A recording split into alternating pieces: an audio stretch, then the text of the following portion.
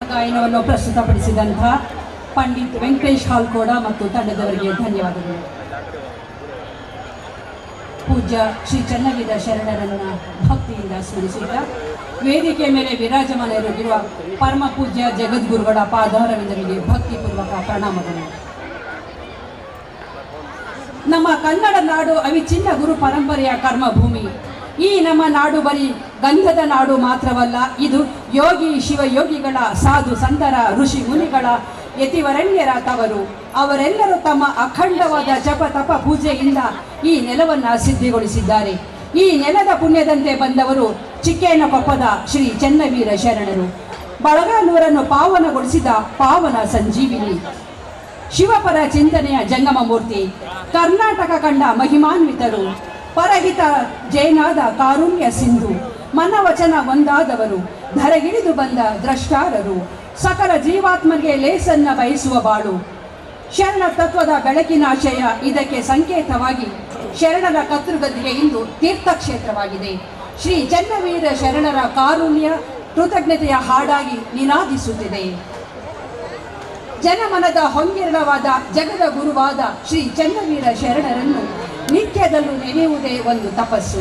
ಷಣ್ಮುಖ ಶಿವಯೋಗಿಗಳ ವಾರಿಕಲ್ಲು ಪುತ್ತಳಿ ಅಪ್ಪುವ ನೊಡಗೂಡಿದಂತೆ ಎಂಬ ಮಾತು ಇಲ್ಲಿ ಅತ್ಯಂತ ಮನನೀಯ. ನೀರ್ಗಲಿನಿಂದ ನಿರ್ಮಿತವಾದ ಪುತ್ತಳಿ ನೀರನ್ನು ಒಳಗೊಳ್ಳುವಂತೆ ಶರಣರು ನೀಡಿದ ಬೆಳಕು ಈ ನಾಡಿಗೆ ಸದಾ ಮಾರ್ಗದರ್ಶಕ. ತ್ರಿಕಾಲ ಜ್ಞಾನಿಯಾದ ಶ್ರೀ ಚನ್ನವೀರ ಶರಣರು ಪವಾಡ ಪುರುಷರು.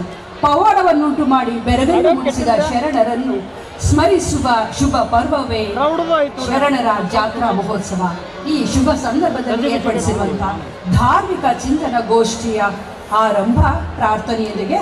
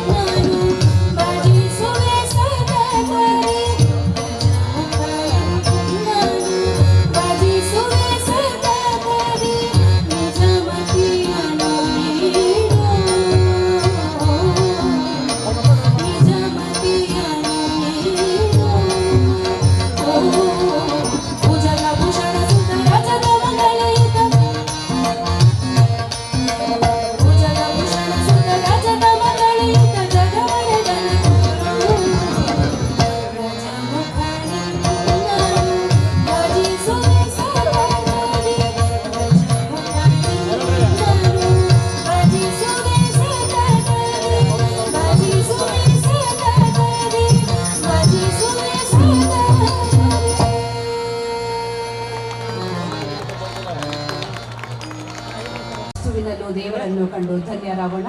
ಪ್ರಾರ್ಥನೆ ಮಾಡಿದಂಥ ಕುಮಾರಿ ಪ್ರಿಯಾ ಇರ್ಸಾಬ್ ಕೌಠಾಳ ಗದಗ್ ಇವರಿಗೆ ಧನ್ಯವಾದಗಳು. ಇನ್ನೀಗ ಅನುಭಾವಿಗಳಾದ ಶ್ರೀ ಮಹಂತಯ್ಯ ಮಠದವರಿಂದ ನುಡಿ ನೈವೇದ್ಯ. ಶ್ರೀ ಮಹಂತಯ್ಯ ಮಠದ್ ಅವರಿಂದ ನುಡಿ ನೈವೇದ್ಯ.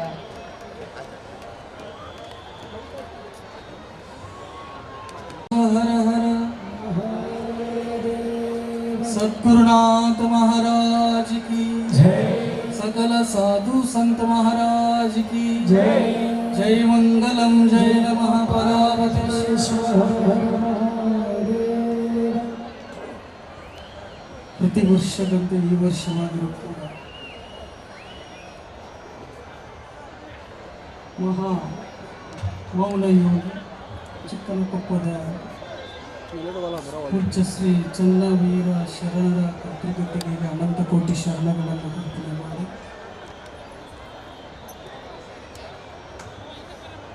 ಪಾತಸ್ಮರಣೀಯ ಎನ್ನ ಗುರುವರ್ಯರ ಪಾದ ಪದ್ಮಗಳನ್ನು ಮಸ್ತಕದ ಮೇಲೆ ಇಟ್ಟುಕೊಂಡು ಬಸವಾದಿ ಶರಣರ ಶ್ರೀಮನ್ ನಿಜಗುಣ ಶಿವಯೋಗಿಗಳ ವೈರಾಗ್ಯದ ನಿಧಿ ಅಕ್ಕ ಮಹಾದೇವಿ ತಾಯಿಯ ಚರಣಾರವಿಂದಕ್ಕೆ ಅನಂತ ಕೋಟಿ ಶರಣಗಳನ್ನು ಅರ್ಪಣೆ ಮಾಡಿ ಈ ಸುಕ್ಷೇತ್ರವಾಗಲ್ಪಟ್ಟಿರುವಂಥ ಈ ಜಾತ್ರಾ ಮಹೋತ್ಸವದ ಕಾರ್ಯಕ್ರಮದಲ್ಲಿ ಜಗದ್ಗುರು ಪೂಜ್ಯ ಸನ್ನಿಧಿಯವರ ಪಾದಕ್ಕೆ ಅನಂತ ಕೋಟಿ ಶರಣಗಳನ್ನು ಅರ್ಪಣೆ ಮಾಡಿ ಬಳಗಾನೂರ ಪೂಜ್ಯರ ಪಾದಕ್ಕೆ ಅನಂತ ಕೋಟಿ ಶರಣಗಳನ್ನು ಅರ್ಪಣೆ ಮಾಡಿ ಆಗಮಿಸಿದ ಎಲ್ಲ ಪೂಜ್ಯ ಪಾದಕ್ಕೆ ಅನಂತ ಕೋಟಿ ಶರಣಗಳನ್ನು ಅರ್ಪಣೆ ಮಾಡಿ ಆಗಮಿಸಿದ ಸಕಲ ಸಮೂಹಕ್ಕೆ ಶ್ರದ್ಧೆಯ ತಾಯಂದಿರಿಗೆ, ಸಂಗೀತಗಾರರಿಗೆ, ಅವರಿವರೆನ್ನದೇ ಎಲ್ಲರಿಗೂ ಶರಣಾರ್ಥಿಗಳು, ಆತ್ಮೀಯರೇ. ಇದೊಂದು ಬಹಳ ಸಂಭ್ರಮದಿಂದ ಭಕ್ತಿಯ ಪರಾಕಾಷ್ಠೆಯನ್ನು ಮೆರೆಯುವಂತಹ ಒಂದು ಕಾರ್ಯಕ್ರಮ. ಇಂತಹ ಕಾರ್ಯಕ್ರಮದಲ್ಲಿ ನಾನು ಕೂಡ ಭಾಗಿಯಾಗಿದ್ದು ಬಹಳಷ್ಟು ಸಂತೋಷಕರವಾದಂಥ ಸಂಗತಿ. ಯಾಕಂದರೆ ಇಂತಹ ಪೂಜ್ಯರ ನನಗೆ ಒಂದು ಅನಿಸಿದ್ದನ್ನು ನಾನು ಇದ್ದಕ್ಕಿದ್ದ ಹಾಗೆ ಹೇಳಿಬಿಡ್ತೀನಿ. ಈ ಭಾಗದಲ್ಲಿ ಅಲ್ಲೇ ಕೊಪ್ಪಳ ಪೂಜ್ಯರ ಆ ಜಾತ್ರಾ ಮಹೋತ್ಸವವನ್ನು ನೋಡಿಕೊಂಡು ಮೊನ್ನೆ ಅದನ್ನು ಮುಗಿಸ್ಕೊಂಡು ಬಂದಿದ್ದೀವಿ 3 ದಿನ. ಅದನ್ನು ನೋಡಿ ಬಂದ ಈಗ ಇದನ್ನು ನೋಡಿದ್ರೆ ಇದು 2ನೇ ಕೊಪ್ಪಳ ಕಾರ್ಯಕ್ರಮ ಅನ್ನೋದರಲ್ಲಿ ಯಾವುದೂ ಸಂಶಯವಿಲ್ಲ. ಅಷ್ಟು ಚೆನ್ನಾಗಿ ಎಂತಹ ಜನೋತ್ಸವ ಅಂತಹದ್ದನ್ನು ನೋಡಲಿಕ್ಕೆ ಒಂದು ಖುಷಿ ಆಗುತ್ತದೆ. ಅಂಥ ಗುರುವರ್ಯರನ್ನು ಪಡೆದುಕೊಂಡಿದ್ದ ನಾವು ನೀವು ಧನ್ಯರು. ಬಂಧುಗಳೇ, ಒಂದನ್ನು ಅರ್ಥ ಮಾಡ್ಕೋಬೇಕು ನಾವು. ಈ ಜಗತ್ತಿನಲ್ಲಿ ನಾನು ಹೇಳ್ತಾ ಇರೋದು, ಈ ಜಗತ್ತಿನಲ್ಲಿ ಗುರುವಿಗಿಂತ ದೊಡ್ಡದಾದಂಥ ವಸ್ತು ಮತ್ತೊಂದು ಯಾವುದೂ ಇಲ್ಲ. ಅವರಿಗೆ ನಾವು ಶರಣಾಗತ ಆಗಬೇಕು. ಯಾಕಂತಂದ್ರೆ ನಮ್ಮ ತಾಪಗಳನ್ನು ನಿವಾರಣೆ ಮಾಡುವಂಥ ಶಕ್ತಿ ಗುರುವಿನ ಪಾದದಡಿಯಲ್ಲಿ ಅದ. ಆ ಪುಣ್ಯಾತ್ಮರನ್ನು ಆ ಪೂಜ್ಯರ ಒಂದು ಸಾರಿ ಅವರ ಕರುಣಾರಸವಾದಂಥ ಆ ಮುಖವನ್ನು ನೋಡಿದಾಗ ನಮಗೆ ಅನ್ನಿಸ್ತದಲ್ಲ, ಎಂಥ ಪುಣ್ಯಾತ್ಮರ ಈ ದರ್ಶನ ಆಯ್ತಲ್ಲ ಅಂತೇಳಿ. ಅದಕ್ಕಾಗಿನ ಒಬ್ಬರು ಮಹಾನುಭಾವರು ಬರೀತಾರ, ಎಷ್ಟು ಚಂದ ಬರೀತಾರ ಅಂತಂದ್ರೆ, ಗುರುವಿಗೆ ಶರಣಾಗಿ ಭವವನು ನೀನಿಗೂ, ಗುರುವಿಗೆ ಶರಣಾಗಿ ಭವವನು ನೀನಿಗೂ, ಅರುಹಿನ ಕುರುಹನು ಗುರುತಿಸಿ ತೋರುವ ಗುರುವಿಗೆ ಶರಣಾಗು. ಮಾನವ ಗುರುವಿಗೆ ಶರಣಾಗು. ಯಾಕಂತಂದ್ರೆ ಆ ಪುಣ್ಯಾತ್ಮಗೆ ನಾವು ಶರಣ ಆಗಕ್ಕೆ ಹೋದ್ರೆ, ಆ ಪುಣ್ಯಾತ್ಮರಿಗೆ ನಾವು ಶರಣ ಆಗಕ್ಕೆ ಹೋದ್ರೆ ಅವ್ರು ಹೆಂಗೆ ಕರೀತಾರ? ಎಂದಲೇ ಕರೆದು ಕಿವಿಯೋಳು ವರ ಮಂತ್ರವ ಸುರಿದು. ಬಳಗಾನೂರು ಅಪ್ಪಗಳು ನೋಡ್ರಿ ಹೆಂಗದಾರ, ಅವ್ರ ಮುಖ ಎಷ್ಟು ಸಮೃದ್ಧವಾಗಿ ಪ್ರಫುಲ್ಲಿತವಾಗಿ ಅದ. ಕರುಣೆಯಿಂದಲೇ ಕರೆದು ಕಿವಿಯೋಳು ವರ ಮಂತ್ರವ ಸುರಿದು ಜರಮರನಾದಿಯ ದುಃಖವ ಕಳೆಯುತ ಜರಮರನಾದಿಯ ದುಃಖವ ಕಳೆಯುತ ಮರಳಿ ಭವಕ್ಕೆ ಬರದಂತೆಯೇ ಮಾಳ್ಪ ಗುರುವಿಗೆ. ಯಾಕೆ ನಾವು ಆ ಪುಣ್ಯಾತ್ಮರ ಗುರುವಿಗೆ ನಾವು ಯಾಕೆ ಶರಣ ಆಗಬೇಕು ಅಂತಂದ್ರೆ, ನಮ್ಮಲ್ಲಿರುವಂಥ ಪಾಪಗಳು ಜನ್ಮ ಜನ್ಮಾಂತರದಲ್ಲಿ ಮಾಡಿಕೊಂಡಿರುವಂಥ ಪಾಪಗಳು ಎಲ್ಲ ನಾಶ ಆಗಿಬಿಡ್ತಾವ. ಪೊರಗಣ ಘಟಾದಿ ವಿಷಯವೆಲ್ಲವನು ಫಲರೂಪದಿಂದರಿಯುತ ಆಶ್ರಯಿಸಿದ ಚಿದಾಭಾಸದ ಕುರುಳು ಹಿಡಿದಂತಲ್ಲಿ ಸತ್ಯ ಸಂಹಿತೆನಿಸಿರುವ ಪರತತ್ವವದು ನೀನೇ ಅಂತ ಪರಮಾತ್ಮನಾದಂಥ ಸ್ವರೂಪದಲ್ಲಿರುವಂಥ ಗುರು ನಮಗೆ ತಿಳಿಸಿಕೊಡ್ತಾನೆ. ಅದಕ್ಕೆ 12ನೇ ಶತಮಾನದಲ್ಲಿ ಎಲ್ಲರೂ ಓಡೋಡಿ ಬಸವಣ್ಣವ್ರ ಹತ್ರ ಬಂದರು. ಅದಕ್ಕೆ ಬರೀತಾರ ಸೊನ್ನಲಿಗೆ ಸಿದ್ದರಾಮರು ಒಂದು ಕಡೆ ಎಂತಹ ಮಾತನ್ನು ಬರೀತಾರ. ಬಸವ ನಿಮ್ಮಯ ಮಹಿಮೆ ಉಸುರೊಳೆನ್ನಳವಲ್ಲ ಪಶುಪತಿಯು ತಾಬಲ್ಲ ಬಸವಲಿಂಗ. ಬಸವ ಬಡವರ ನಿಧಿಯ ಬಸವ ಪುರುಷದ ಕನಿಯ ಬಸವ ಚಿಂತಾಮಣಿಯ ಎನ್ನದನಿಯೇ. ನೀ ಮಾಡಿದ ಉಪಕಾರ ನಾನೆಂತು ಪೇಳಲಿ. ನಿಮ್ಮ ಪಾದವ ಸೋಂಕಿ ಬ್ರಹ್ಮಲಿಪಿ ಅಳಕಿತ್ತು. ನಿಮ್ಮ ಪಾದವ ಸೋಂಕಿ ಬ್ರಹ್ಮಲಿಪಿ ಅಳಕಿತ್ತು. ಹಮ್ಮು ಬಿಟ್ಟೋಡಿತ್ತು ನಿಮ್ಮ ಕಂಡು. ಎತ್ತ ನೋಡಿದಡತ್ತ ಬಸವನೆಂಬ ಬಳ್ಳಿ. ಇತ್ತ ಬಲ್ಲಡೆ ನೀವು ಕೇಳಿರೆ, ಅತ್ತ ಬಲ್ಲಡೆ ನೀವು ಕೇಳಿರೆ. ಬಸವ ಬಸವ ಬಸವ ಎಂದು ಮಜ್ಜನ ಕೆರೆಯದವನ ಭಕ್ತಿ ಶೂನ್ಯ ಕಾಣ ಕಲಿದೇವರ ದೇವ ಅಂತೇಳಿ ಮಾಚಿದೇವರು ಸಹ ಹೇಳ್ತಾರ. ಅಂತಂದ್ರೆ ಸಾಮಾನ್ಯ ಸಾಮಾನ್ಯನ್ರಿ ಅದು. ಬಸವಣ್ಣನವ್ರ ಹತ್ರ ಒಬ್ಬರು ಬರಲಿಲ್ಲ, ಇಬ್ಬರು ಬರಲಿಲ್ಲ, 1,96,000 ಜಂಗಮರು ಓಡೋಡಿ ಬಂದರು. ಕಾಶ್ಮೀರದಿಂದ ಬಂದರು, ಮಹಾರಾಷ್ಟ್ರದಿಂದ ಬಂದರು, ಸೌರಾಷ್ಟ್ರದಿಂದ ಬಂದರು, ಅಫ್ಘಾನಿಸ್ತಾನದಿಂದ ಬಂದರು. ಒಬ್ಬರಲ್ಲ ಇಬ್ಬರಲ್ಲ. ಆಗಿನ ಕಾಲದೊಳಗಡೆ 770 ಅಮರಗಣಗಳು, 770 ಆತ್ಮ ಸಾಕ್ಷಾತ್ಕಾರ ಮಾಡಿಕೊಂಡವಂಥವ್ರು. ಅಂಥದ್ರೊಳಗಡೆ 32 ಮಂದಿ ಮಹಿಳೆಯರು ಕೂಡ ಅದಾರ ಅಂತಂದ್ರೆ ಎಂತಹ ಕಾಲ. ಅಂಥ ಒಂದು ಪರಂಪರೆಯಲ್ಲಿ ಬಂದಿರುವಂಥ ಈ ಬಳಗಾನೂರದ ಕ್ಷುಕ್ಷೇತ್ರದ ಮಠ ಅದು ಆ 12ನೇ ಶತಮಾನದ ಸಮೀಪದಲ್ಲಿರುವಂಥ ಮಠ ಅಂಥೇಳಿ ಎದಿ ತಟ್ಕೊಂಡು ಹೇಳುವಂಥ ಈ ಸುಕ್ಷೇತ್ರ. ಇಂಥ ಕ್ಷೇತ್ರದೊಳಗಡೆ ಎಲ್ಲ ಪೂಜ್ಯರ ಆಗಮನ. ಅಂಥದ್ರೊಳಗಡೆ ಪಾಪಾತ್ಮನಾದ ನಾನನ್ನು ಆ ಒಂದು ಪೂಜ್ಯರ ಪಾದಕ್ಕೆ ನನ್ನ ಹಣೆಯನ್ನು ಹಚ್ಚಿ 12 ಪುಷ್ಪಗಳನ್ನು ಗುರುಚರಣಕ್ಕೆ ಅರ್ಪಣೆ ಮಾಡ್ತಾ ಇದ್ದಾನೆ. ಬಸವಾದಿ ಶರಣರನ್ನು ಸ್ಮರಿಸುತ್ತಾ ನುಡಿ ನೈವೇದ್ಯವನ್ನು ಸಮರ್ಪಿಸಿದಂಥ ಶ್ರೀ ಮಹಂತಯ್ಯ ಮಠದವರಿಗೆ ಧನ್ಯವಾದಗಳು. ಬಂಧುಗಳೇ, ಕೆಲವಂ ಬಲ್ಲವರಿಂದ ಕೆಲವಂ ಶಾಸ್ತ್ರಗಳಂ ಕೇಳುತ್ತಂ ಎನ್ನುತ್ತಾರೆ ಕವಿ ಸೋಮನಾಥ ತನ್ನ ಸೋಮೇಶ್ವರ ಶತಕದಲ್ಲಿ. ಹೌದು ಶರಣ ಬಂಧುಗಳೇ, ಪೂಜ್ಯ ಕೃಷ್ಣಾನಂದ ಶಾಸ್ತ್ರಿಗಳ ಒಂದು ಉಪನ್ಯಾಸ ಕೇಳಿದರೆ ಸಾಕು 10 ಪುಸ್ತಕಗಳನ್ನು ಓದಿದಂಥ ಅನುಭವ ನಮ್ಮದಾಗುತ್ತದೆ. ಅವರ ಮಾತುಗಳು ಕೇವಲ ಮಾತುಗಳಲ್ಲ, ಅವು ಆಧ್ಯಾತ್ಮದ ರಸಪಾಕ. ಅವರ ಚಿಂತನೆಯ ಮಾತುಗಳಲ್ಲಿ ನಿಸರ್ಗದ ನೆಲೆ ಇದೆ, ಬದುಕಿನ ಬೆಲೆ ಇದೆ, ಲೋಕ ಜೀವನದ ಸಾರ್ಥಕತೆಗೆ ಬೇಕಾದಂಥ ಪ್ರಗಲ್ಭ ಶಕ್ತಿ ಇದೆ. ಅಂತಹ ನುಡಿಗಳಿಗಾಗಿ ನಮ್ಮ ಕೋರಿಕೆ ಪೂಜ್ಯ ಶ್ರೀ ಕೃಷ್ಣಾನಂದ ಶಾಸ್ತ್ರಿಯವರನ್ನು. ಹೊರಗಂತೂ ಜಾತ್ರೆ ಗದ್ಲದ ತಮ್ಮ ಇದು ಸರಿಯಾಗಿ ಕೇಳ್ತದಿಲ್ಲ ನೋಡ್ರಪ್ಪ. ತಮ್ಮ ಕೇಳ್ತದ ಎಲ್ಲಿವರೆಗೆ ನನಗೆ ಚೆನ್ನಾಗಿ ಕೇಳ್ತಾ ಇಲ್ಲ. ನಿಮಗೆ ಸರಿಯಾಗಿ ಕೇಳ್ತದನ? ತಂಗಿ ಕೇಳ್ತದನ? ಇಲ್ಲ ಕೇಳಲ್ಲ ನೋಡು ತಮ್ಮ. ಹೀಗೆ ವ್ಯವಸ್ಥೆ ಮಾಡ್ತೀರಿ ನೋಡಿ ನೀವು. ನೋಡು ನನಗಂತೂ ಚೆನ್ನಾಗಿ ಕೇಳ್ತಾ ಇಲ್ಲ. ನಿಮಗೆ ಕೇಳ್ತದ? ಎಲ್ಲಿವರೆಗೆ ಕೇಳ್ತದ? ಕೈ ಮಾಡಿ ನೋಡೋಣ. ಈಗ ಕೇಳ್ತದನ? ಹಾಂ ಸರಿ. ಭಾಳ ಕೇಳಿದರೆ ನಾನು ಏನು ಹೇಳ್ತೇನೋ ಹಾಗೆ ಆಚರಿಸ್ಬೇಕು. ಹೊರಗಡೆ ಜಾತ್ರೆಗದ್ಲು ಭಾಳದ. 1 ನಿಮಿಷ ನಾನು ಪ್ರಾರ್ಥನೆ ಹೇಳ್ತೇನೆ, ನನ್ನ ಜೊತೆ ನೀವೆಲ್ಲರೂ ಹೇಳಬೇಕು. ಹೇಳ್ತೀರಲ್ಲ? ಹೇಳ್ತಿದ್ರೆ ಒಂದು ಸಲ ಚಪ್ಪಾಳೆ ಹಾಕಿಬಿಡಿ. ಹಾಂ ಗುಡ್, ಪರವಾಗಿಲ್ಲ, ಕೇಳ್ತದ ಅಂದಂಗೆ. ಸಾಂಬ ಸದಾ ಶಿವ ಸಾಂಬ ಸದಾ ಶಿವ. ನೀ ಬೇಡಸು ಅಮ್ಮ ಇಲ್ಲಿ ನೋಡು.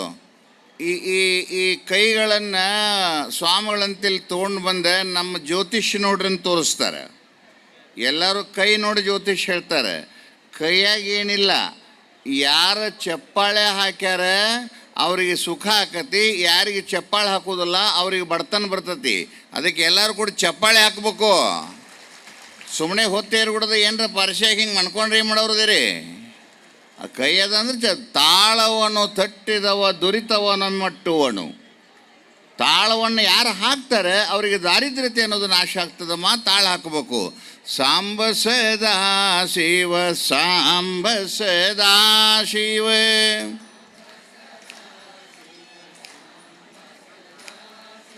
ಸಾಂಬ ಸದಾ ಶಿವ ಸಾಂಬ ಸದಾ ಶಿವ. ಜೋರಾಗಿ ಶ್ರೀ ಗುರು ಬಸವಲಿಂಗಾಯ ನಮಃ.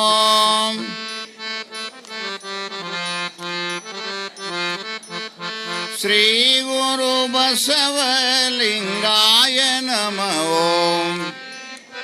ಬಸವಲಿಂಗಾಯ ನಮಃ. ಸಾಂಬ ಸದಾ ಶಿವ ಸಾಂಬ ಸದಾ ಶಿವ, ಸದಾ ಶಿವ ಸಾಂಬ ಸದಾ ಶಿವ. ಸಾಂಭಜೆ ನಮಃ ಪಾರ್ವತಿ ಪತೇ ಶಿವ ಹರ ಹರ ಮಹಾದೇವ. ಸದ್ಗುರುನಾಥ ಮಹಾರಾಜ್ ಕಿ, सकल साधु संत महाराज की जय. मंगलम जय नमः पार्वती पते शिव हर हर महादेव. ಸುರತರು ಮರವಲ್ಲ, ಸುರುಭಿ ಒಂದಾವಲ್ಲ, ಪರುಷ ಪಾಷಾಣವಲ್ಲ, ಗುರುರಾಯ ನರರೊಳಗಲ್ಲ ಸರ್ವಜ್ಞ. ಪ್ರಾತಸ್ಮರಣೀಯ ಪೂಜ್ಯಪಾದ ಸದ್ಗುರುಗಳ ಚರಣಾರವಿಂದಗಳಲ್ಲಿ ದಂಡೋತ್ ನಮಸ್ಕಾರಗಳನ್ನು ಸಮರ್ಪಿಸಿ, ಕ್ಷೇತ್ರಾದಿ ದೇವತೆಯಾದ ಬಳಗಾನೂರಿನ ಪುಣ್ಯಭೂಮಿಯಲ್ಲಿ ತಮ್ಮದೇ ಆದಂಥ ಒಂದು ಸ್ವಸ್ಥಾನವನ್ನು ನಿರ್ಮಿಸಿಕೊಂಡು ಅದರಲ್ಲಿಯೇ ತಮ್ಮ ತಪೋಧನದವಾದಂಥ ದೇಹವನ್ನಿಟ್ಟು ಮುಂಬರುವ ದಿನಮಾನದ ಕಲಿಯುಗ ಪರ್ಯಂತರವಾಗಿ ಕಾಮಧೇನುವೆಂದೆಣಿಸಿದಂಥ ಅಪ್ಪಂಗಳ ಶ್ರೀ ಚರಣಾರವಿಂದಗಳಿಗೆ ಜೋರಾಗಿ ಚಪ್ಪಾಳೆ ಮೂಲಕ ನಮಸ್ಕಾರಗಳನ್ನು ಮಾಡೋಣ. ನಾನೊಬ್ಬನೇ ಮಾಡಿದರೆ ಏನಾಗೋದು? ನೀವೆಲ್ಲರೂ ಕೂಡಿ ಮಾಡೋದು. ತತ್ರೂಪರು ಮಹಾನುಭಾವರು ವರ್ತಮಾನ ಕಾಲದ ಜಗದ್ಗುರುಗಳಾದಂಥ ಪೂಜ್ಯಪಾದ ಶ್ರೀಗಳ ಚರಣಾರವಿಂದಗಳನ್ನೇ ಮೊದಲುಗೊಂಡು, ಯಾರ ದರ್ಶನದಿಂದ ಕಣ್ಣುಗಳು ಪಾವನವೋ, ಯಾರ ಸ್ಪರ್ಶನದಿಂದ ಜನ್ಮಾಂತರದ ಪಾಪಗಳು ಭಸ್ಮವೋ, ಯಾರ ನುಡಿಮುತ್ತುಗಳನ್ನು ಕೇಳೋಣದರಿಂದ ಅಂತಃಕರಣಕ್ಕೆ ಹತ್ತಿದ ಬೆಂಕಿ ತನ್ನಗಾಗುವುದೋ ಅಂಥ ಸದ್ಗುರುಗಳಾದ ಕೊಪ್ಪಳ ಜಗದ್ಗುರು ಅಪ್ಪಂಗಳಿಗೆ ಚಪ್ಪಾಳೆ ಮೂಲಕ ನಮಸ್ಕಾರಗಳು. ತತ್ರೂಪರಾಗಿ ಮಹಾನುಭಾವರಾಗಿ ಏನು ತಪೋಧನರು ವಿದ್ಯಾಧನರು ಬೋಧೇಶ್ವರ ಮಹಾಸ್ವಾಮಿಗಳಲ್ಲಿ ಗುರುಬಂಧುಗಳಾದಂಥ ಪೂಜ್ಯಪಾದರಲ್ಲಿ ವೇದಿಕೆ ಮೇಲೆ ಇರುವಂಥ ನಿರೂಪಣೆ ಭಜನೆ ಇತ್ಯೋಮಾದಿಗಳಿಂದ ಕೂಡಿದ ಪುಣ್ಯಾತ್ಮರೇ, ನಿಮ್ಮೆಲ್ಲರಿಗೆ ನನ್ನ ನಮಸ್ಕಾರಗಳು. ಸುಮ್ಮನೆ ಒಂದು ಸ್ವಲ್ಪ ಸಮಯವನ್ನು ತೊಗೊಂಡು ಹೋಗ್ತಿರ್ತೇನೆ. ನನ್ನ ಜೊತೆಯೇ ಹೆಜ್ಜೆ ಹಾಕ್ಬೇಕು. ನನ್ನ ಜೊತೆ ಯಾರ್ಯಾರು ಹೆಜ್ಜೆ ಹಾಕ್ತಾರೆ, ಈಗ ಇದಕ್ಕೆಲ್ಲ ಹೋಗ್ತಿರ್ತಾರೆ, ಕೇದಾರಕ್ಕದು ಹೋಗ್ತಿರ್ತಾರೆ. ಮತ್ತು ಆ ಬೆಟ್ಟವನ್ನು ಹತ್ತುವಾಗ ಇಚ್ಛಾ ಬಂದಂಗೆ ಹೋದರೆ ಅಲ್ಲಿ ರಸ್ತೆ ಇರೋದಿಲ್ಲ. ಅಲ್ಲೆಲ್ಲ ಹಿಮ ಇರುತ್ತೆ, ಕಡಿದಾದ ಶ್ರೇಣಿ ಇರುತ್ತೆ. ಆ ಮುಂದೆ ಹೋಗುವವರ ಹೆಜ್ಜೆಯಲ್ಲಿಯೇ ಹೇಗೆ ಹೆಜ್ಜೆಯನ್ನು ಹಾಕ್ಕೊಂಡು ಬಿಟ್ಟರೆ ಕೇದಾರಕ್ಕೆ ಮುಟ್ಲಿಕ್ಕೆ ಸಾಧ್ಯದನೋ, ಹಾಗೆ ಗೌರಿಶಂಕರಗಳನ್ನು ನೋಡ್ಲಿಕ್ಕೆ ಸಾಧ್ಯದನೋ, ಹಾಗೆ ಇದೊಂದು ಪುಣ್ಯ ಕೇದಾರ್. ಇಲ್ಲೆಲ್ಲ ಬರೆದಿದ್ದಾರೆ ನೋಡಲ್ಲಿ. 31ನೇ ವರ್ಷದ ಪುಣ್ಯ ಸ್ಮರಣೋತ್ಸವ. ಏನು ಹೇಳಿ ಒಂದು ಸಲ ನೋಡೋಣ. ಜೋರಾಗಿ ಪುಣ್ಯ ಸ್ಮರಣೋತ್ಸವ ಅನ್ನಿ. ಪುಣ್ಯ ಸ್ಮರಣೆ ಅಂದರೆ, ಸ್ಮರಣೆ ಅಂದರೆ ನೆನಪು ಮಾಡೋದು. ಸ್ಮರಣೆ ಮಾಡೋದು ಅಂದರೆ ಏನದು? ನೆನಪು ಮಾಡೋದು. ಏನು ನೆನಪು ಮಾಡೋದಪ್ಪ ಅಂತಂದರೆ, ಆ ಮಹಾನುಭಾವರು ತಮ್ಮ ಜೀವಿತ ಕಾಲದಲ್ಲಿ ಮಾಡಿದ ಪುಣ್ಯ ಕರ್ಮಗಳ ಸ್ಮರಣೋತ್ಸವ ಇದು. ಏನನ್ನು ನೆನಪು ಮಾಡಬೇಕು? ಈಗ ಯಾರು ರಾತ್ರಿ ಮಾಡ್ಕೊಳ್ಳೋ ಮುಂದೆ ದೇವಿನ ನೆನಪು ಮಾಡ್ಕೋತಾರ? ಯಾರು ದೆವ್ವಿನ, ಹಾವಿನ, ಸತ್ತವ್ರನ್ನ ಯಾರು ನೆನಪು ಮಾಡ್ಕೋತಾರೆ? ನೆನಪು ಮಾಡ್ಕೊಂಡ್ರೆ ರಾತ್ರಿ ನಿದ್ರೆ ಹತ್ತೋದಿಲ್ಲ. ಯಾರನ್ನು ನೆನಪು ಮಾಡ್ಕೋಬೇಕಪ್ಪ ಅಂದರೆ, ಯಾರ ನಾಮವನ್ನು ನೆನೆಯೋಣದರಿಂದ, ಯಾರ ರೂಪದರ್ಶನವನ್ನು ಮಾಡೋಣದರಿಂದ ಯಾವಾಗ ನಮಗೆ ಜೀವನದಲ್ಲಿ ಶಾಂತಿ ಸಿಗ್ತದಲ್ಲ, ಅಂಥ ಚಿಕ್ಕೇನಕೊಪ್ಪ ಅಪ್ಪಂಗಳ ಪುಣ್ಯ ಸ್ಮರಣೋತ್ಸವ ಈ ಕಾರ್ಯಕ್ರಮ. ನೆನಪು ಮಾಡಿಕೊಂಡ್ರೆ ಸುಖ ಆಗ್ತದೆ, ಬರೀ ನೆನಪು. ಯಾಕೆ ಪುಣ್ಯ ಸ್ಮರಣೋತ್ಸವ ಅಂತ ಹೇಳಿ ಅದಕ್ಕೊಂದು ವ್ಯಾಖ್ಯಾನ ಮಾಡಿದಾರಂದರೆ, ನಾವೆಲ್ಲ ಜೀವನದಲ್ಲಿ, ನಾವೆಲ್ಲ ಬದುಕಿನಲ್ಲಿ ಸಾಮಾನ್ಯವಾದಂಥ ಜೀವಿಗಳಾದ ನಾವು ಏನನ್ನು ಬಯಸ್ತೀವಿ ಅಂದರೆ, ಸುಮ್ಮನೆ ಸುಖವಾಗಿರಬೇಕು, ನಾನು ಸುಖವಾಗಿರಬೇಕು, ನನ್ನ ಪ್ರಪಂಚ ಸುಖವಾಗಿರಬೇಕು, ನನ್ನ ಗ್ರಾಮ, ನನ್ನ ದೇಶ, ನನ್ನ ವಿಶ್ವ ಇವೆಲ್ಲ ಸುಖವಾಗಿರಬೇಕು ಅಂತ ಹೇಳಿ ನಾವು ಬಯಸ್ತೀವಿ.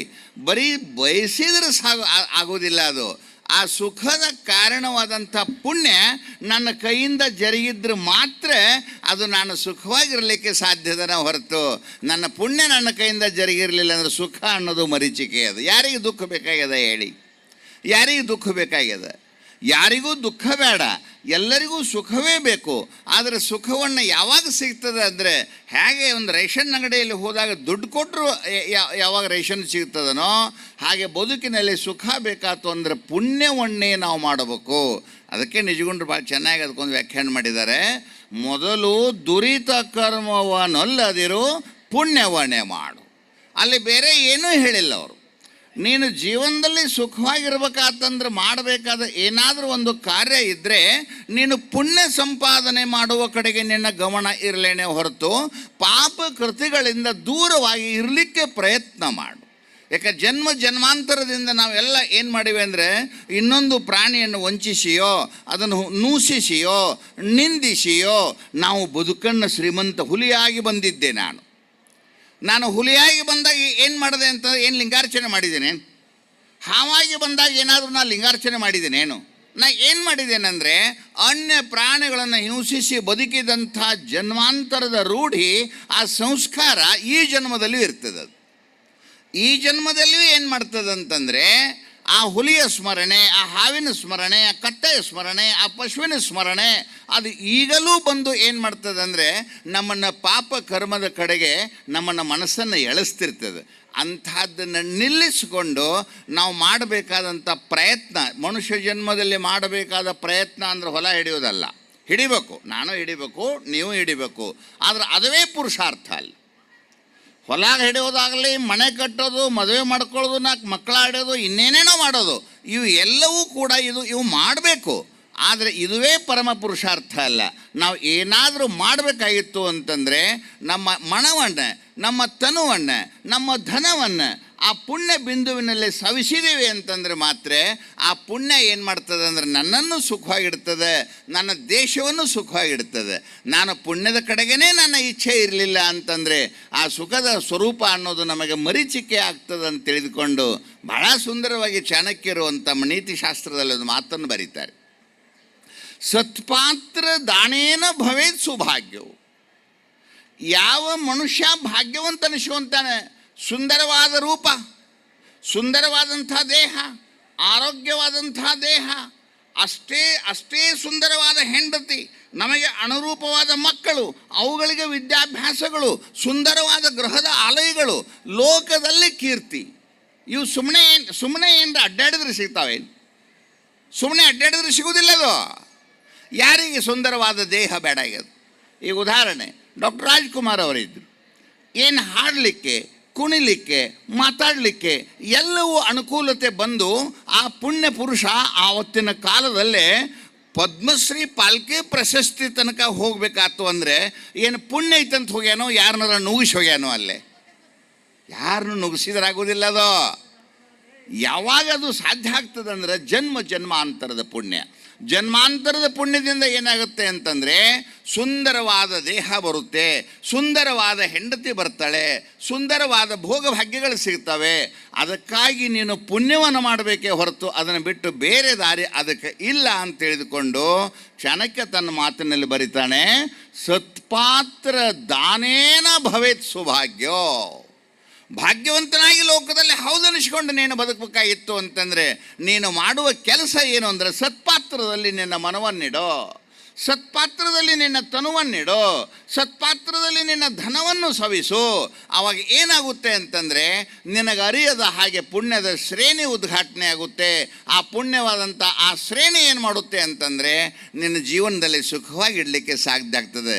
ಜನರಿಂದ ಗೌರವಗಳಾಗಲಿ, ಲೋಕದಿಂದ ವರ ಮನ್ನಣೆಗಳಾಗಲಿ ಅವು ಸುಮ್ಮನೆ ಬರೋದಿಲ್ಲ. ನೋಡಿ, ಬಲ್ಲವರು ಸುಖ ಭೋಗದಳಿ ಆಸೆಗೂಡಿ ಕೆಡದಿರೆ, ಮಾಡಿ ಶಿವ ಧರ್ಮರತಿಯನ್ನು ಬೇರೆ ಬೇಡ ಬಹುಕೋಟಲೆಗಳು. ಚೆನ್ನಾಗಿ ಅಪ್ಪಣೆ ಮಾಡ್ತದೆ ಆಗಮ ಸಿದ್ಧಾಂತ. ನೋಡಿ, ವಿಚಾರ ಮಾಡಿ, ಬಲ್ಲವರು ತಿಳಿದುಕೊಂಡವರಿದ್ದೀರಿ, ಮನುಷ್ಯ ಜನ್ಮದಲ್ಲಿ ಹುಟ್ಟು ಬಂದಿದ್ದೀರಿ, ಚೆನ್ನಾಗಿ ಶಿಕ್ಷಣ ಓದಿದ್ದೀರಿ, ಇಡೀ ಗ್ರಾಮವನ್ನೆಲ್ಲ ನೋಡ್ತೀರಿ. ಒಬ್ಬನಿಗೆ ಸುಖ, ಒಬ್ಬನಿಗೆ ದುಃಖ, ಒಬ್ಬನಿಗೆ ದಾರಿದ್ರ್ಯ, ಇನ್ನೊಬ್ಬನಿಗೆ ರೋಗ, ಪ್ರತಿಯೊಬ್ಬದಲ್ಲಿ ಕಣ್ಣೀರು ಕೈ ತೊಳೆದು ಒಂದೇ ಊರು, ಒಂದೇ ತಾಯಿ ತಂದೆಗೆ ಹುಟ್ಟಿದಂಥ 4 ಮಕ್ಕಳಲ್ಲಿ ಒಬ್ಬ ಬಹಳಷ್ಟು ಸುಖವಾಗಿದ್ದಾನೆ, ಒಬ್ಬ ಬಹಳಷ್ಟು ಕಷ್ಟದಲ್ಲಿ ಬಿದ್ದಾನೆ. ಕಾರಣ ಏನದು? ಪಕ್ಷಪಾತವೇ ಶಿವನಲ್ಲಿ.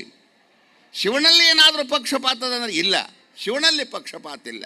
ಸೂರ್ಯನ ಬೆಳಕಿನಲ್ಲಿ ಪಕ್ಷಪಾತವಿಲ್ಲ. ಒಂದೇ ಬೆಳಕು, ಒಂದೇ ಕ್ಲಾಸ್ ರೂಮು, ಒಬ್ಬನೇ ಶಿಕ್ಷಕ, ಒಂದೇ ಕಪ್ಪು ಹಲಗೆ, ಅದರಲ್ಲಿ ಮಾಡಿದ ಪಾಠ ಒಂದೇ. ಒಬ್ಬ ಕ್ಲಾಸ್ 1 ಆಗಿದ್ದಾನೆ, ಒಬ್ಬ ನಪಾಸ್ ಆಗಿದ್ದಾನೆ. ಕಾರಣಗಳೇನು? ಯಾಕೆ ದುಃಖಗಳು? ವಿಚಾರ ಮಾಡಲಿಕ್ಕೆ ನೋಡಿದಾಗ ಅವ ಸುಂದರವಾಗಿ ಹೇಳ್ತಾ ಇದ್ದಾನೆ, ಮತ್ತೇನೂ ಮಾಡಬೇಡ, ಜೀವನದಲ್ಲಿ ಸುಖಕ್ಕಾಗಿ ಜ್ಯೋತಿಷ್ಯ ಕೇಳಬೇಡ, ಜೀವನದಲ್ಲಿ ಸುಖಕ್ಕಾಗಿ ಇನ್ನಾರ ಹತ್ತಿರನೂ ಹೋಗಬೇಡ. ಸುಖ ಅನ್ನೋದು ಜ್ಯೋತಿಷ್ಯದಲ್ಲಿ ಇಲ್ಲ. ಸುಖ ಅನ್ನೋದು ಏನಾರು ಇತ್ತಂದ್ರೆ ನಿನ್ನ ಸತ್ಕರ್ಮದಲ್ಲದೆ. ನಿನ್ನ ಕೈಗಳೇ ಸುಖದ ದಾರಿ, ನಿನ್ನ ಕೈಗಳೇ ಪಾಪದ ದಾರಿ. ಈ ಕೈಗಳನ್ನು ಗುರುಸೇವೆಯಲ್ಲಿಡಪ್ಪ ಅಂತ ಹೇಳಿ ಉತ್ತಮವಾದ ಅಪ್ಪಣೆ ಮಾಡ್ತಾ ಇದ್ದಾನೆ ಅವನು.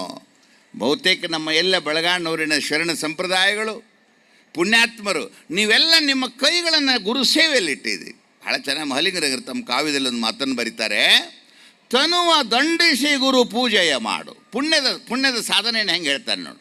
ಯಾರೋ ಒಬ್ರು ಕೇಳಿದ್ರು, ಅಪ್ಪ ಧನವನ್ನು ನೀವು ದುಡ್ಡು ಕೊಟ್ಟು ಅದು ಏನೋ ಮಾಡಿ ದಾನ ಧರ್ಮಾದಿಗಳನ್ನು ಮಾಡಿ ಪುಣ್ಯ ಮಾಡು ಅಂತ ಹೇಳ್ತೀರಿ. ನನ್ನ ಕಡೆ ದರಿದ್ರಿದ್ದೇನೆ, ನಾನು ದರಿದ್ರಿದ್ದೇನಪ್ಪ, ನಾನೇನು ದಾನ ಮಾಡಲಿ ಅಂತಂದರೆ ಅವನಿಗೆ ಅಪ್ಪಣೆ ಕೊಡ್ತಾ ಇದೆ ಶಾಸ್ತ್ರ.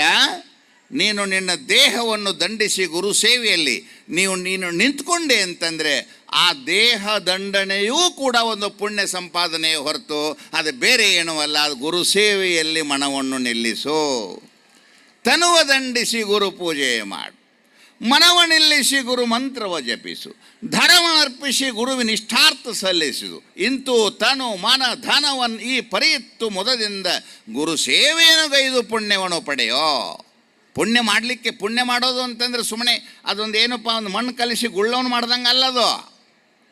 ಪುಣ್ಯ ಮಾಡು ಅಂದ್ರೆ ಬದನೆಕಾಯಿ ಹೆಚ್ಚು ಪಲ್ಯ ಮಾಡ್ದಂಗೆ ಅಲ್ಲದು.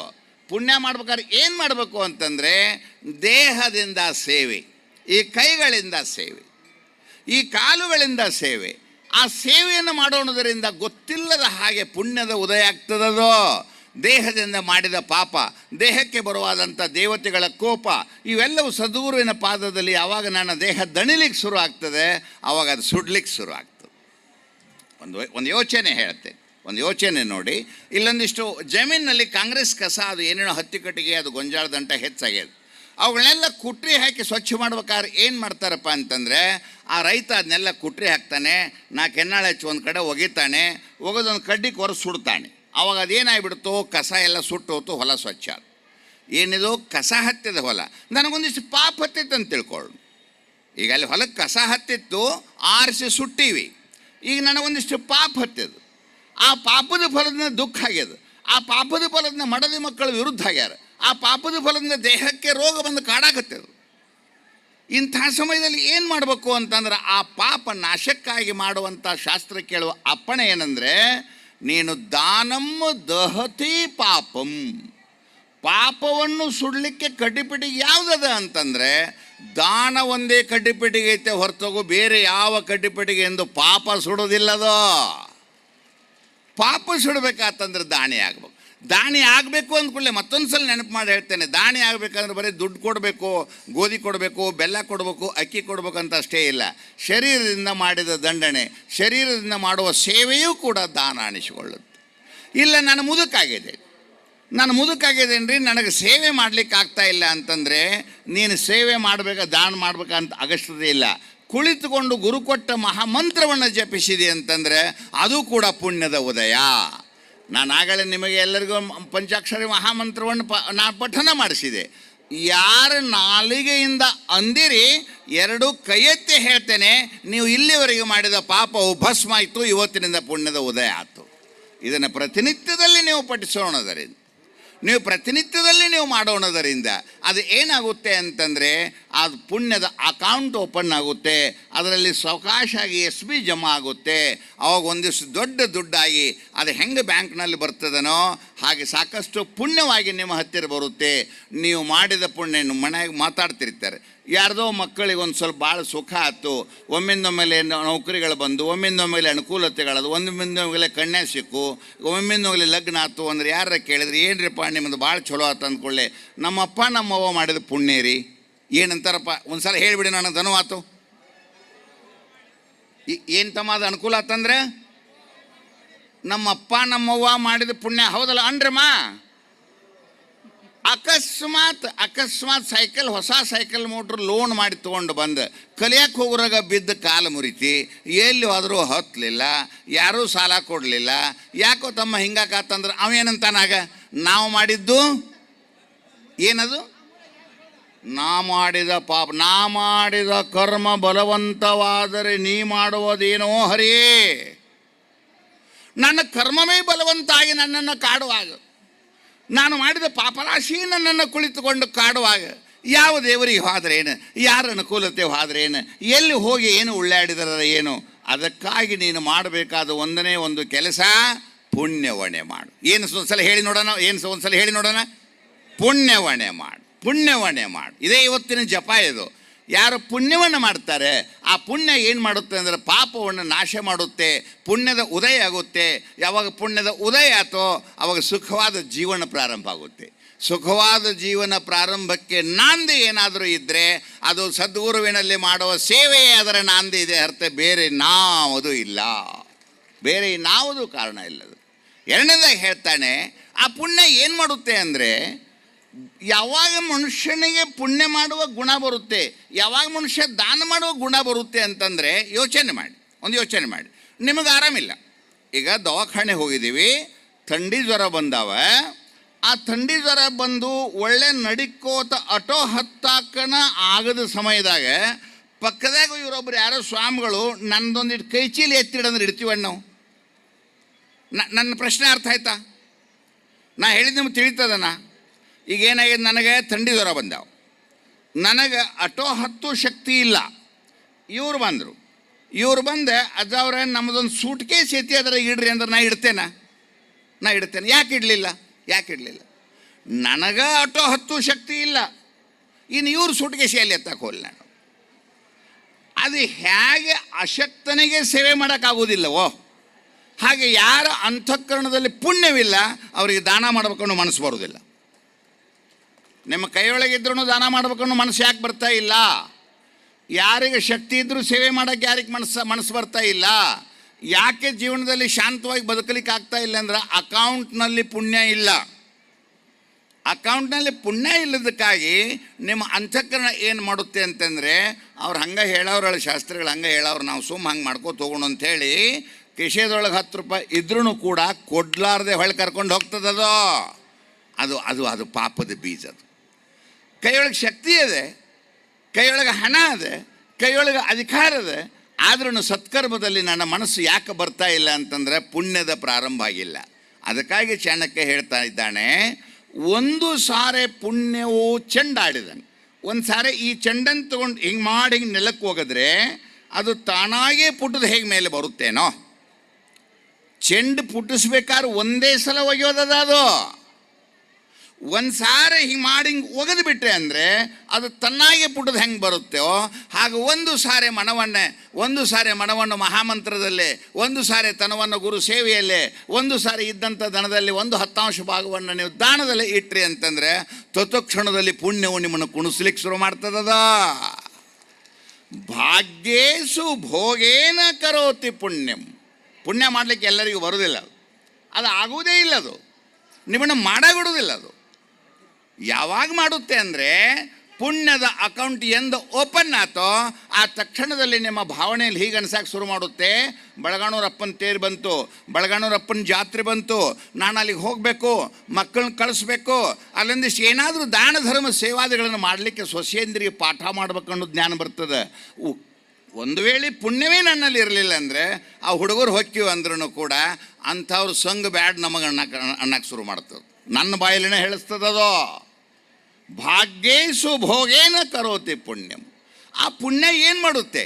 ಆ ಪುಣ್ಯ ಏನು ಮಾಡುತ್ತೆ ಅಂತಂದರೆ ಸಮಾಜದಲ್ಲಿ ಗೌರವ ಕೊಡ್ತದೆ. ಪುಣ್ಯದ ಕೆಲಸ ಒಣ್ಣೆ ಗಟ್ಟಂಗೆಲ್ಲ ಬರ್ಕೊಂಡು ಹೋಗ್ರಿ. ಇವತ್ತಿದ್ರೆ ನಿಮಗೆ ಊರೊಳಗೆ ಎದ್ದು ಮನೆ ಮುಂದಿನಿಂದ ವಾಕಿಂಗ್ ಹಿಂಗೆ ಹೊಂಟ್ರಿ ಅಂದ್ರೆ ಎದುರಿಗೆ ಬರೋ ಮನುಷ್ಯ ನಮಸ್ಕಾರಿ ಶರಣರ ಅಂತ ಅಂದ ಅಂದ್ರೆ ತಿಳ್ಕೋಬೇಕು, ಇದು ನಂದಲ್ಲ, ಇದು ಬಳಗಾಣೂರ ಅಪ್ಪನ ಪುಣ್ಯ ಅಂತ ತಿಳ್ಕೋಬೇಕು. ಯಾರು ಅನ್ನೋದಿಲ್ಲ, ಹಾಗೆ ಯಾರು ಅನ್ನೋದಿಲ್ಲ. ನನ್ನಲ್ಲಿ ಪುಣ್ಯದ ಅಕೌಂಟ್ ಓಪನ್ ಇರಲಿಲ್ಲ ಅಂತಂದರೆ ಎದುರಿಗಿರೋ ಮನುಷ್ಯ ಹಿಂಗೆ ಕೆಟ್ಟಲೆ ನೋಡ್ತಾನವ, ಹಿಂಗೆ ನೋಡಿಕೆ ಸುಮ್ಮ ಹೋಗ್ಬಿಡ್ತಾನವ. ಅವಾಗ ತಿಳ್ಕೋಬೇಕು ನನ್ನ ಪುಣ್ಯದ ಅಕೌಂಟ್ ಓಪನ್ ಆಗಿಲ್ಲ.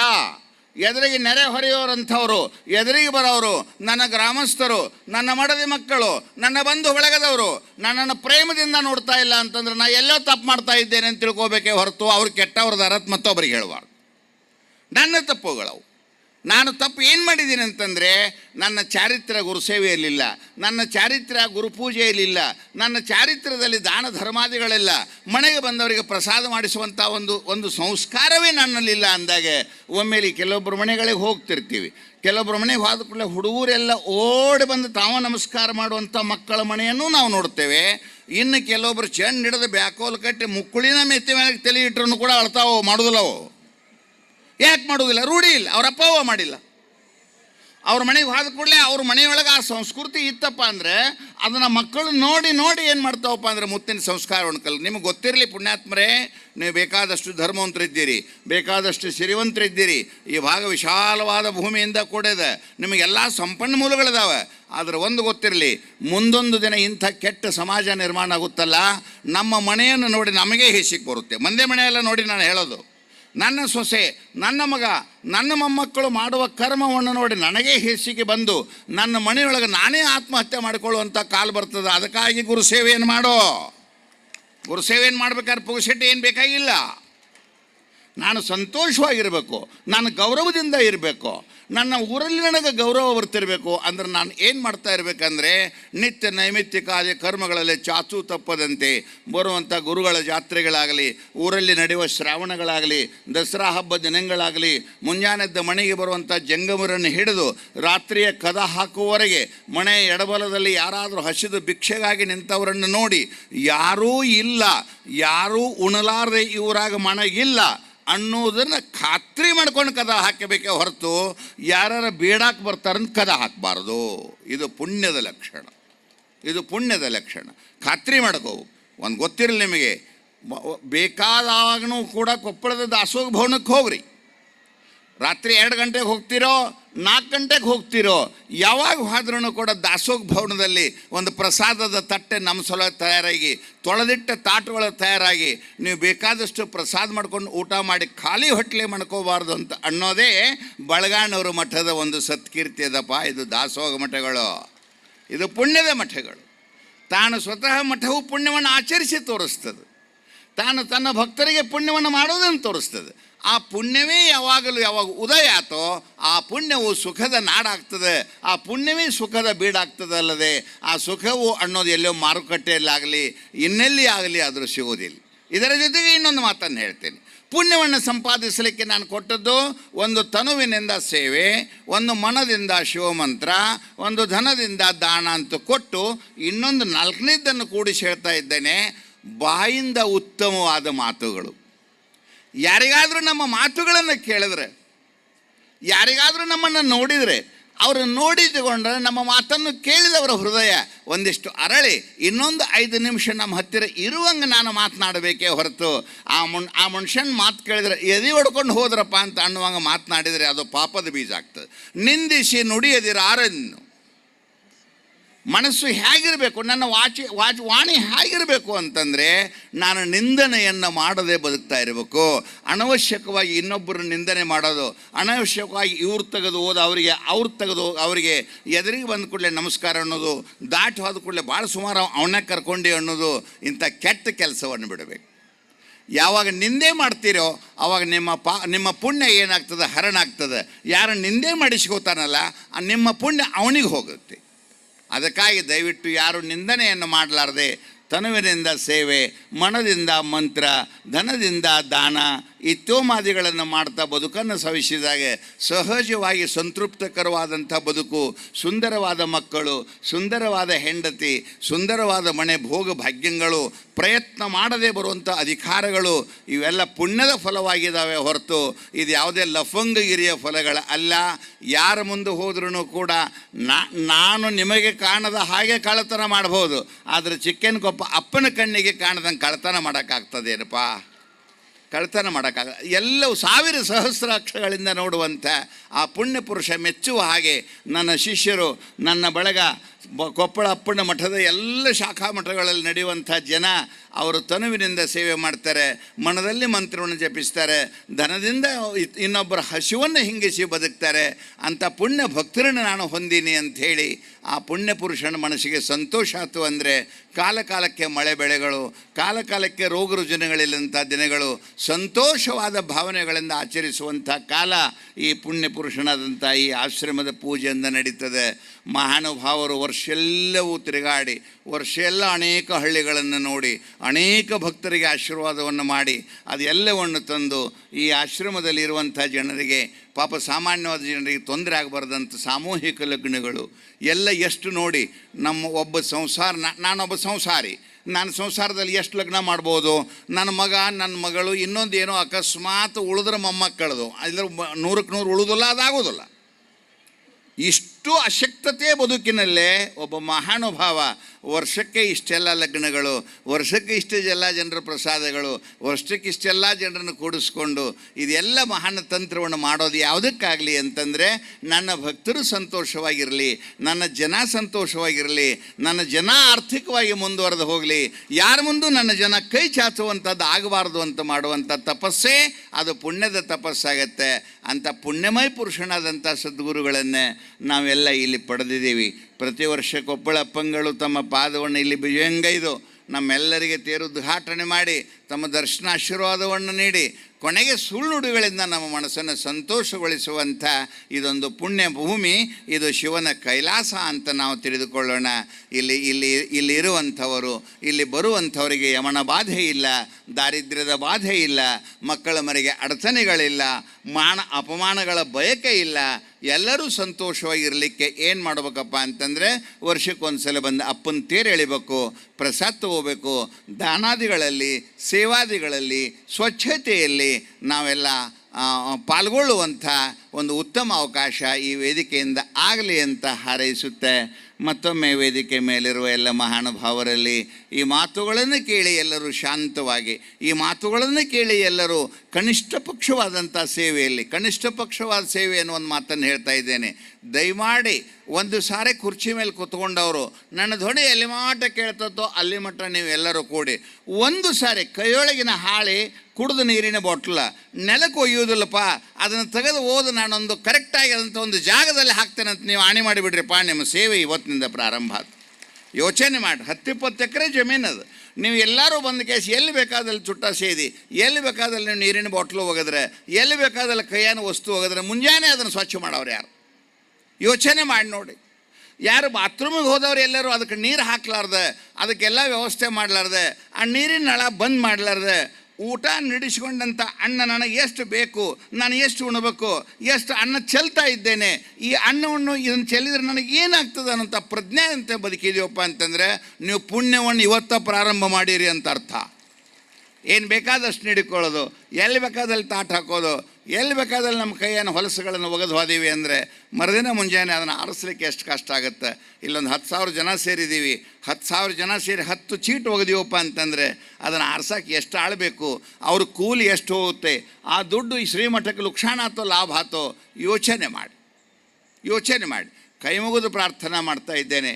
ನಿಮ್ಮ ಮಕ್ಕಳು ನೀವು ಚೆನ್ನಾಗಿರಬೇಕು, ಚೆನ್ನಾಗಿ ಪ್ರಸಾದ ಮಾಡಬೇಕು, ತಟ್ಟೆ ಚೆನ್ನಾಗಿ ತೊಳಿಬೇಕು, ಒಬ್ಬರಿಗೊಬ್ಬರು ನುಗ್ಗಿಸಲಾರ್ದ ಪ್ರಸಾದ ಮಾಡಬೇಕು, ಆನಂದವಾಗಿ ಶ್ರೀಮಠದಲ್ಲಿ ಇದ್ದುಕೊಂಡು ಈ ಪುಣ್ಯದ ಉದಯದ ಕಾರ್ಯಕ್ರಮವನ್ನು ತಾವು ಮಾಡಬೇಕು ಅನ್ನುವಂಥ ಪ್ರಾರ್ಥನೆಯನ್ನೇ ನಾನು ನಿಮ್ಮೆಲ್ಲರೂ ಮಾಡಿ, ಬಹುತೇಕ ನೀವೆಲ್ಲರೂ ಚಪ್ಪಾಳೆ ಮೂಲಕ ಈ ಈ ಈ ಕ್ರಿಯೆಯನ್ನು ಒಪ್ಕೊಂಡಿರಿ ಅನ್ನುವಂಥ ಮಾತನ್ನು ಹೇಳ್ತಾ ಸರ್ವರಲ್ಲಿಯೂ ನಮಸ್ಕಾರಗಳು.